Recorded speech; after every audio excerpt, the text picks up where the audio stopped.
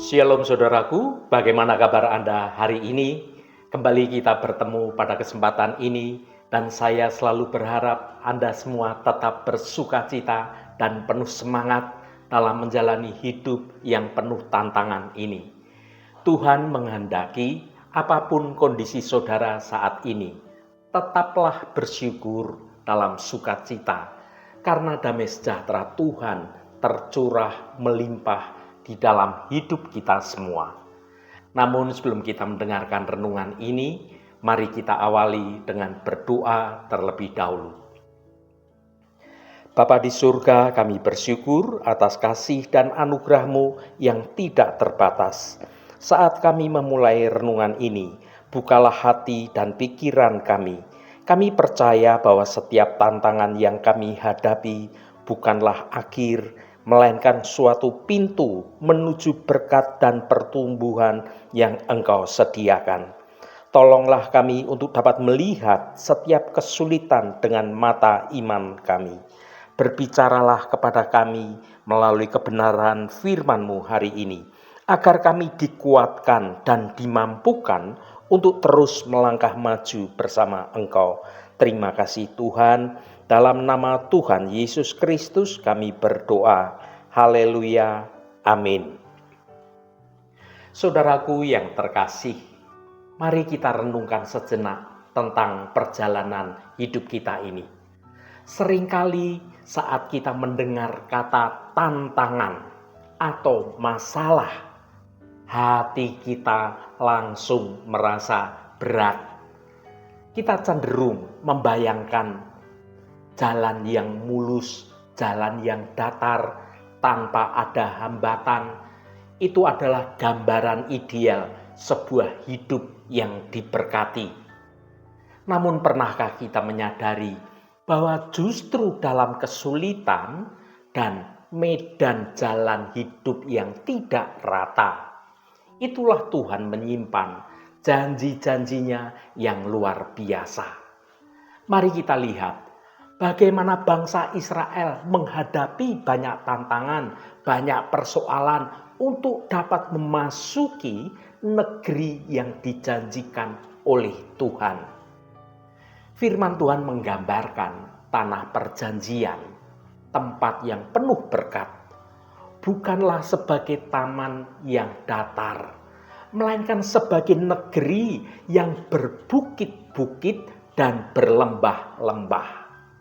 Negeri itu penuh dengan tantangan secara geografis, tetapi justru karena bentuknya yang berbukit-bukit dan banyak lembah-lembahnya, maka negeri itu mendapat air sebanyak hujan yang turun dari langit. Perhatikanlah, tanah datar akan cepat menjadi kering, tetapi lereng gunung dan lembah-lembah mampu menampung air. Artinya, tantangan bukanlah tanda kutukan, melainkan saluran bagi berkat terbesar Tuhan atas hidup kita. Setiap bukit atau setiap tantangan adalah suatu kesempatan untuk dapat melihat pertolongan Tuhan. Dan setiap lembah adalah suatu tempat atau suatu wadah untuk menerima hujan kasih karunia dari Tuhan. Yang menjadi persoalan bagi banyak orang adalah bagaimana kita bisa melihat tantangan hari ini sebagai pintu masuk menuju berkat yang Tuhan janjikan pada kita. Mari kita gali lebih dalam kebenaran firman Tuhan. Kita akan baca Ulangan pasal 11 ayat 11. Tetapi negeri kemana kamu pergi untuk mendudukinya, ialah negeri yang bergunung-gunung dan berlembah-lembah, yang mendapat air sebanyak hujan yang turun dari langit. Saudaraku, dalam ayat ini Tuhan berbicara kepada bangsa Israel tentang tanah yang akan mereka masuki, yaitu tanah Kanaan. Tanah itu digambarkan sebagai tanah yang bergunung-gunung dan berlembah-lembah yang mendapatkan air hujan dari langit. Hal ini menandakan bahwa tanah itu adalah tanah yang sangat subur, tanah yang penuh berkat. Asalkan bangsa Israel hidup dengan setia kepada Tuhan. Ulangan 11 ayat 11 mengandung beberapa makna yang penting. Yang pertama, tanah yang diberkati. Tanah Kanaan adalah tanah yang diberkati oleh Tuhan. Tanah itu subur dan menghasilkan banyak makanan. Hal ini menunjukkan bahwa Tuhan ingin memberkati umat-Nya dengan kehidupan yang berkelimpahan. Yang kedua, syarat berkat. Namun berkat Tuhan tidak datang secara otomatis. Bangsa Israel harus hidup dengan setia kepada Tuhan dan untuk mendapatkan berkat-berkat Tuhan yang terus berkelimpahan. Kesetiaan ini diwujudkan dengan menaati hukum-hukum Tuhan dan hidup sesuai dengan kehendak Tuhan. Yang ketiga, hujan dari langit. Hujan melambangkan berkat Tuhan. Sama seperti hujan yang turun dari langit dan menyuburkan tanah. Berkat Tuhan juga turun dari atas dan memberikan kehidupan kepada umat Tuhan yang setia. Saudaraku yang dikasihi Tuhan, menikmati Kanaan adalah rancangan Tuhan bagi kehidupan bangsa Israel. Kanaan adalah negeri yang dijanjikan Tuhan. Suatu negeri yang baik dan luas. Suatu negeri yang berlimpah-limpah susu dan madunya. Untuk mencapai tanah perjanjian tersebut bukanlah perkara yang mudah. Sebab tempat di mana Tuhan menuntun bangsa Israel bukanlah tempat yang jalannya itu rata, yang jalannya itu mulus, tetapi ada yang bergunung-gunung dan yang berlembah-lembah. Bahkan ada banyak musuh yang harus ditaklukkan. Karena itulah, pada waktu menempuh perjalanan menuju tanah perjanjian itu, banyak dari antara umat Israel yang tidak tahan uji, dengan ujian-ujian, dengan persoalan-persoalan, dengan kesulitan-kesulitan, dan banyaknya tantangan hidup yang ada. Mereka pun menjadi mengeluh, menjadi bersungut-sungut, menjadi kecewa, bahkan menjadi marah, dan bahkan berani menyalahkan Tuhan. Akhirnya sebagian dari mereka menjadi gagal di tengah jalan dan tidak dapat menikmati indahnya negeri yang dijanjikan, yaitu tanah Kanaan. Bukan hanya bangsa Israel saja yang harus melewati perjalanan hidup yang penuh liku sebelum mencapai tanah perjanjian. Kita pun di zaman sekarang ini terkadang diizinkan oleh Tuhan melewati jalan-jalan hidup yang tidak rata, yang berkelok-kelok, melewati bukit-bukit dan gunung-gunung, juga lembah-lembah kehidupan, bahkan jurang yang tajam dan sangat dalam. Meskipun perjalanan kehidupan kita tidaklah mudah, percayalah akan penyertaan Tuhan. Janganlah kita fokus pada masalah yang ada, tetapi fokuslah pada Tuhan saja. Ya saudaraku, tetap arahkan pandangan kepada Tuhan dan nantikanlah akan pertolongan Tuhan. Janganlah engkau menjadi menyerah, janganlah engkau menjadi tawar hati saat menghadapi tantangan hidup yang ada. Mari kita baca Amsal pasal 24 ayat 10.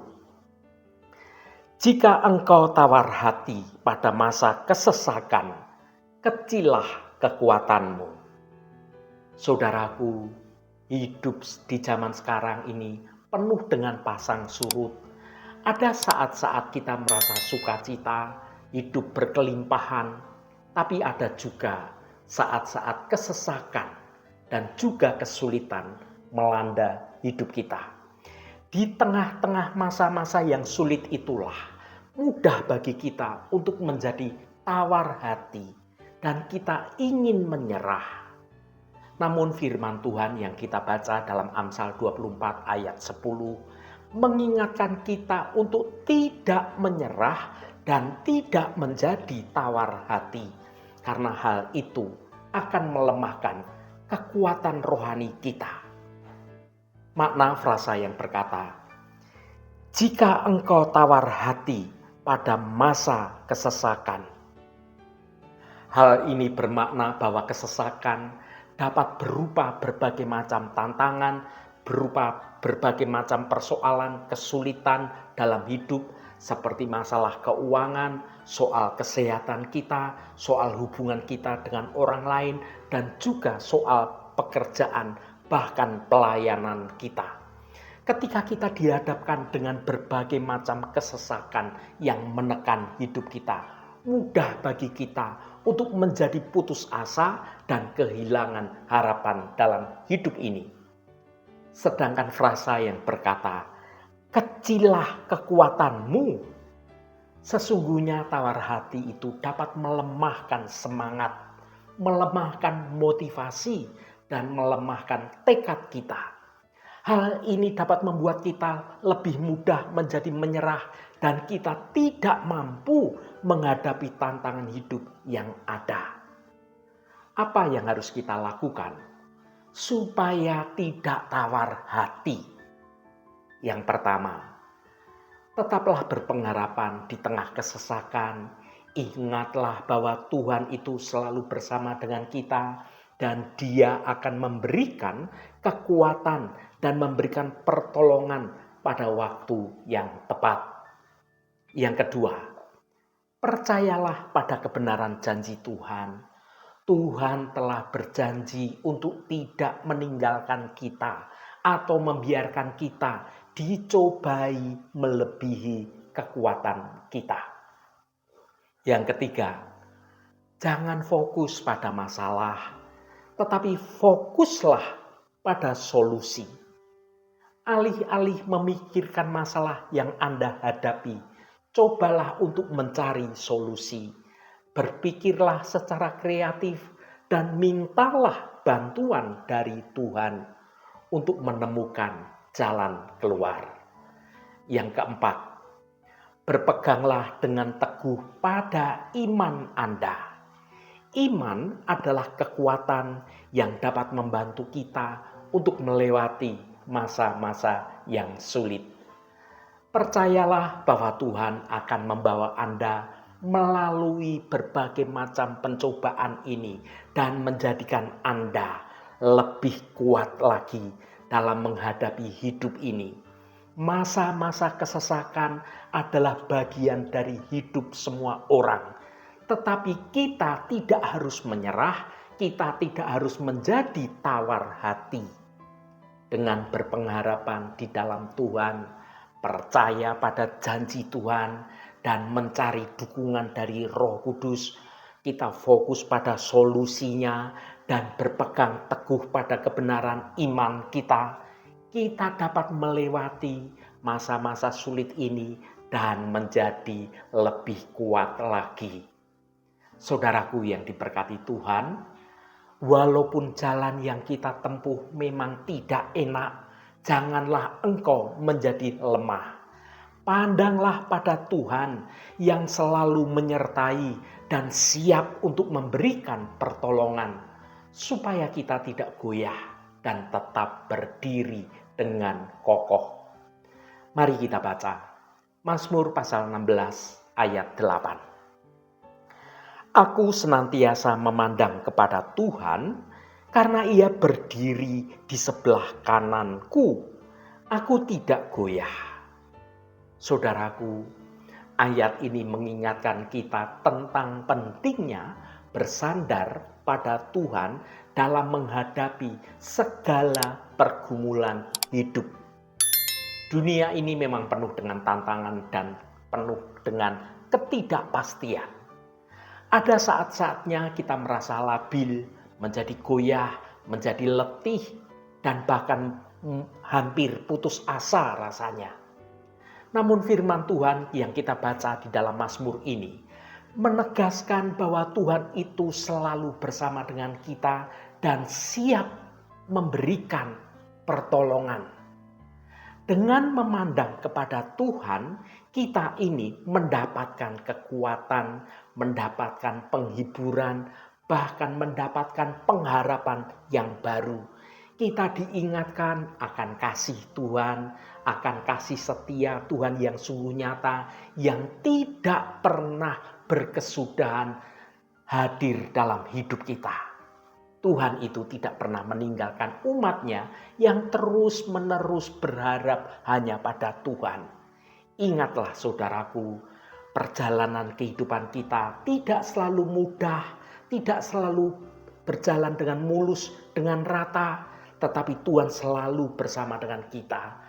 Dia adalah pemandu dan juga pelindung bagi kita. Percayalah kepada Tuhan dan ikutlah Tuhan dengan setia.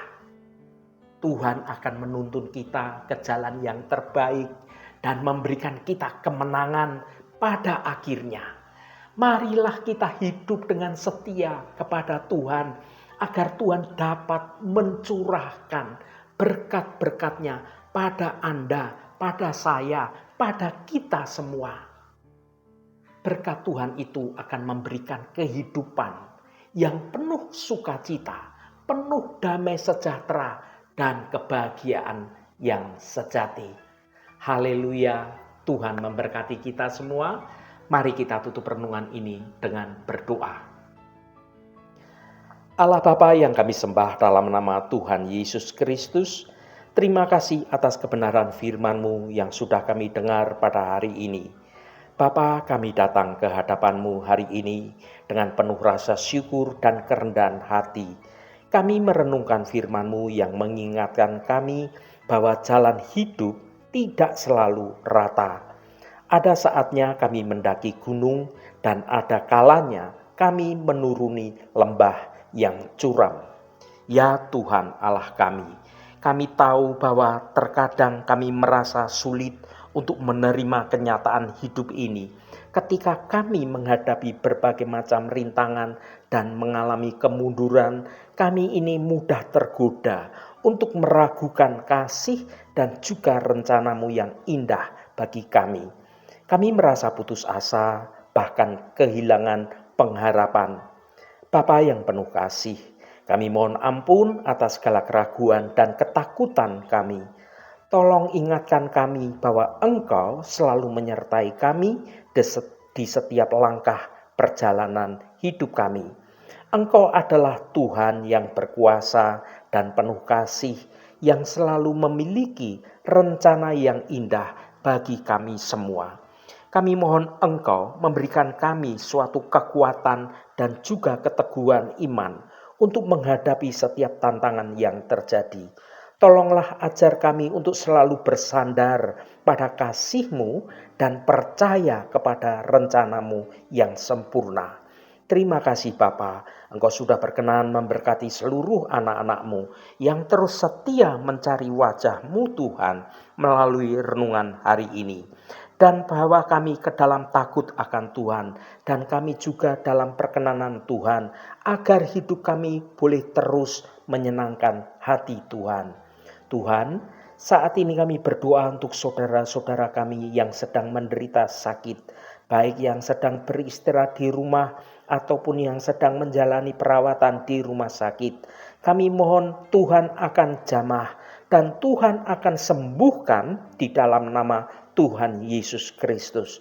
Mukjizat kesembuhan terjadi pada saudara-saudara kami yang sedang menderita sakit akan menerima kesembuhan yang datangnya dari Engkau.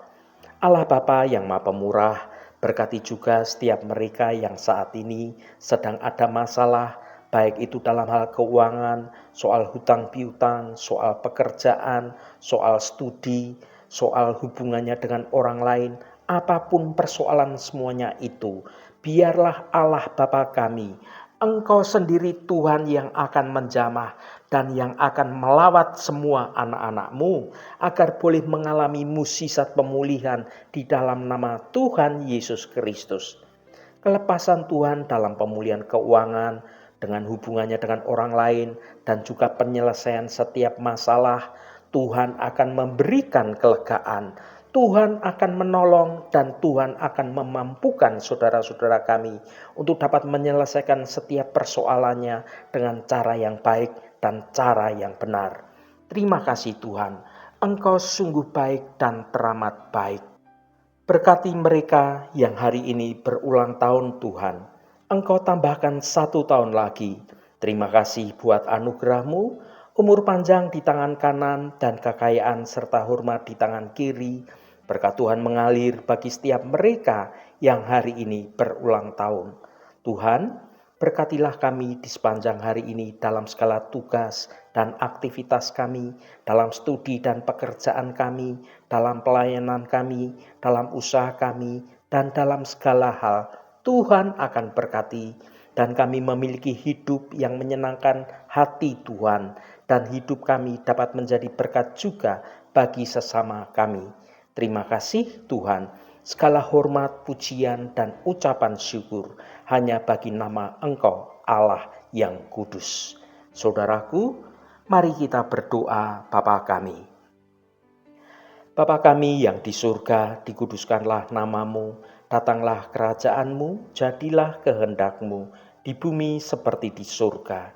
Berikanlah kami pada hari ini makanan kami yang secukupnya, dan ampunilah kami akan kesalahan kami, seperti kami juga mengampuni orang yang bersalah kepada kami. Dan janganlah membawa kami ke dalam pencobaan, tetapi lepaskanlah kami daripada yang jahat. Karena Engkaulah yang empunya kerajaan dan kuasa dan kemuliaan sampai selama-lamanya. Amin. Saudaraku, bukalah hatimu dan tengadahkan tanganmu. Terimalah berkat Tuhan. Tuhan memberkati engkau dan melindungi engkau. Tuhan menyinari engkau dengan wajah-Nya dan memberikan kasih karunia. Tuhan menghadapkan wajah-Nya kepadamu dan memberikan damai sejahtera. Berkat anugerah dari Bapa Surgawi, cinta kasih karunia dari Tuhan Yesus Kristus, dalam persekutuan dan penghiburan Roh Kudus, menyertai kita semua sekarang ini dan sampai selama-lamanya. Dalam berkat Tuhan Yesus Kristus, haleluya, amin. Puji Tuhan, saudaraku semua, saya percaya firman Tuhan hari ini sudah menjadi berkat yang akan menuntun hidup kita semua. Saudaraku, saya sangat senang sekali dan berterima kasih jika Anda berkenan memberikan komentar pada konten video ini dan bagikan renungan ini pada teman dan sahabat Anda agar mereka diberkati juga melalui renungan ini. Terima kasih saudaraku, sampai bertemu kembali. Shalom, Tuhan memberkati.